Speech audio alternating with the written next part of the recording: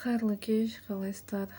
Бүгін мен қыздар қауымына, келіншектер, басы бос, жаңағыдай нәзік жандылар, сұлу аудиторияға үндеу жолдайын деп осы роликті түсіріп жатқан жайым бар.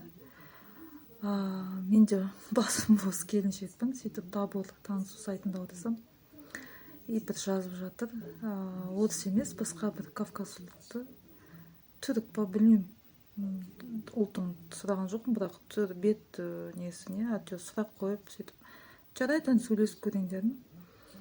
Сөйтсем, Алматыда кешке қай жаққа баруға болады? Мен ішпеймін, шекпеймін, кешке мен өйтіп қыдырмаймын.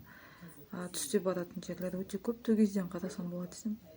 7 ай ма, 6 жыл болды Алматыда.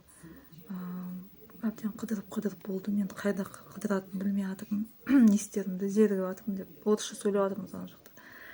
Содан кейін бірден түсіндім, 6-7 ай бұрын қаяқтан келдім десем, Москвадан келдім деп.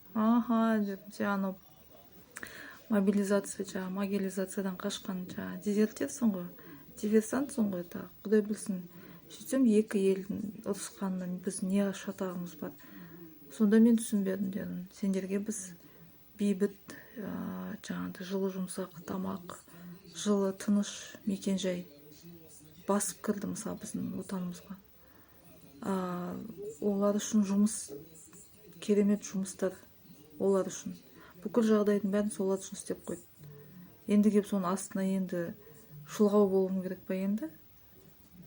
Сөйтіп жазып Путиндеріне рахмет айтсын. Шын мәнінде ғой, мысалы, неге Путинді үлгі тұтпайсыңдар деймін да? Не деген өзінің орысына, өзінің несіне керемет Қазақстанды кәдімгі подстилка қылып, тушенка, сгущенка қойды, мысалға, бүкіл бәрін осы Қазақстаннан алып жатыр ғой. Өзінің қазынасын бір тиын да кетіп жатқан жоқ сол Кремльдің. Біздің билік қазақ үшін, өзі ұлт үшін не істеп жатыр? Қандай, біреудің елін, біреудің жеріне өзінің ұлтын кіргізіп қойып, өзінің ұлдарын кіргізіп қойып, жатқызып қойып, тегін жұмыс 10 жылға дейін ПМЖ, тағы енді біздің қыздар оның астына біз жатуымыз керек екен, тегін. Не болдық сонда? Сондықтан қыздар, егер сөйтіп танысып нетіп жатсаңыздар, сондай бір дезертир болса, на 3 буквы, одан ары. Біз оларды шақырған жоқпыз. Бүгін бар, ертең жоқ бәлелер ол.